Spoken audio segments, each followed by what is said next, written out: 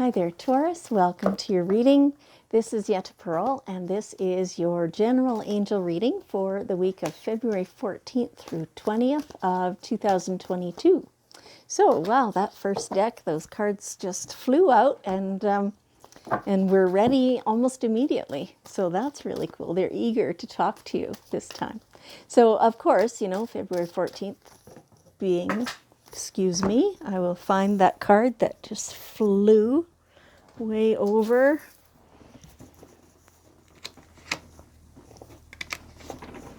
Got it. Okay. So, February 14th being Valentine's Day, in case you didn't know that. I know, it's hard to imagine that, right?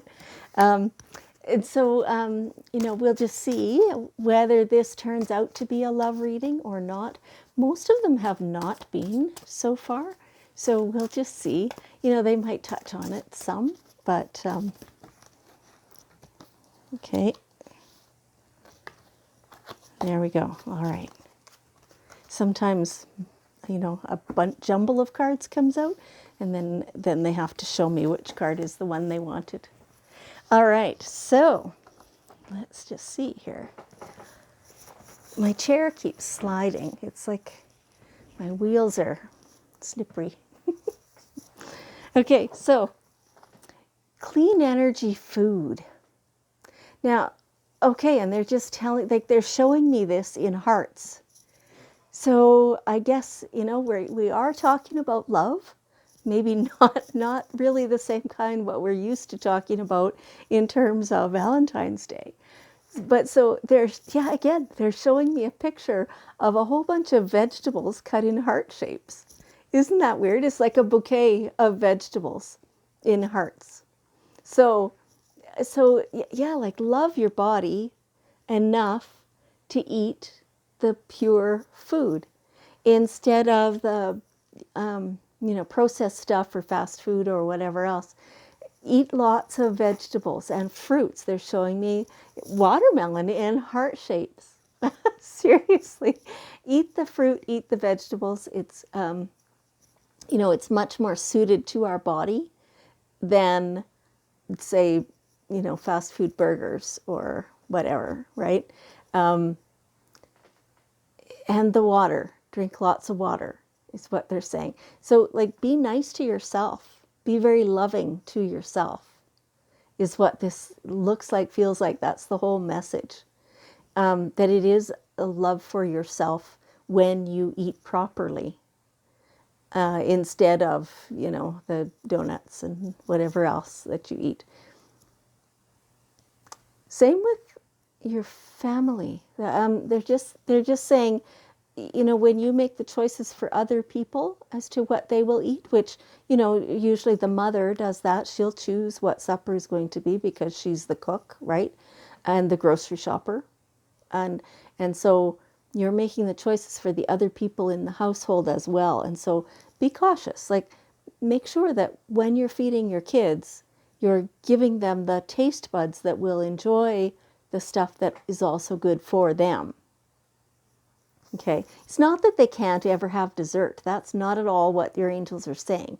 They're saying that predominantly their food source should be what's going to actually nourish them instead of just please the taste buds.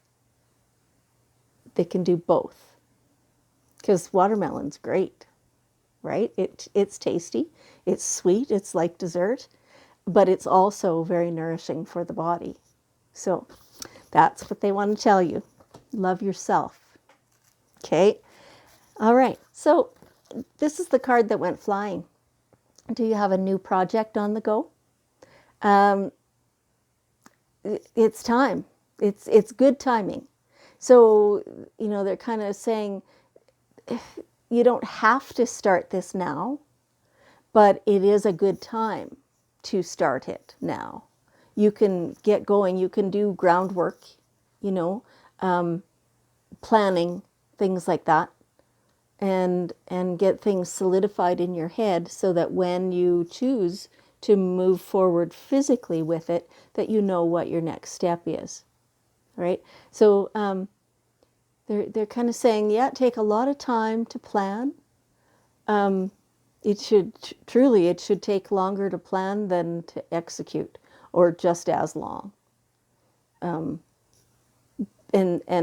think through all of it as though you are actually physically doing it, because that will show you potential things that you'll have to think about and decide about at that time, right? So then you can be a little more prepared than you would be. Okay, all right. It's a new project. It's fun. It's exciting, and it feels good. It feels like go ahead. Yeah. All right. Face your financial fears. So that new project, for some of you, that is a costly endeavor to start with anyway. Not for everybody. That's, just take that how it resonates with you. But these financial fears, it feels like they are unfounded in some ways. Like yes, you're going to try and take into account what could potentially happen financially in your future and things like that. But you can't account for everything. I mean, you don't know the future. So go forward with as much confidence as you can with what's happening right now, because that's all you can do, right? Make your choices based on not necessarily your fears and not necessarily what you can project, but on how you want it to be, right? So you're making choices, you're making decisions based on how you want the outcome to be. And try to leave your fears in the dust. Because fear of anything, it's pretty rare that actually serves you well. Sometimes, it makes you a little more cautious and things like that. Okay, all right, no big deal. But fear in general is not a helpful way of being. So face whatever those fears are. Understand that mostly they're unfounded, and go forward with what you do know. Okay, all right. Is there more to that story? Is there just trying to ditch fear? That's kind of what they're saying. Of anything, like it doesn't even have to be just financial. Whatever your fears are, they are going to be holding you back. And so the more you can get rid of that fear, face it head on, have a look at it, bring it out into the light of day and spread it out, see what it is even. And just that act alone will help you understand that some of it's just irrelevant, right? Okay. All right. So listen only to love. And now we've got fear again. Don't allow fear to distract you from your divine mission. Yeah. So, there's fear involved in everything, I guess. You could lose your job. You could, an earthquake could collapse your house, I guess. Your spouse could choose somebody else. All those things, I guess, are within the realm of possibility. But if you let a fear of any of those things or other stuff overtake what you're doing, then you're the one creating that. You're the one bringing it about because of your fear. So just let it be love instead of fear. If who you're with, your relationships, your people, your home, your job, your everything in your life. It's like that, on purpose. Sometimes it just kind of was an evolution of things that maybe you don't feel like you did on purpose. But when you sit and you think about all those aspects of your whole life, and you realize how much of each of those things you really love, and pay attention to those things you really love, then you'll really love them even more. Like, put the positive focus on the thing you love, and spread that love all over everything.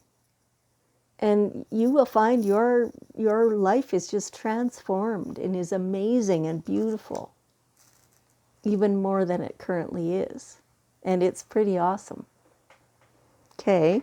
All right. Oh, and I wasn't even paying attention to this yet.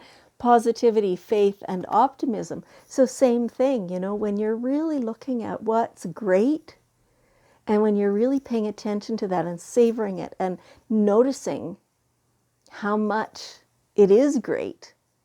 And yeah, whether you're saying these things out loud or not, if you're noticing is the important part. Okay, and so keeping your eye on that, keeping your eye on the things you want, that you love, that are beautiful, and savoring those, that's really important. That's what creates your life. All right. Now, the media.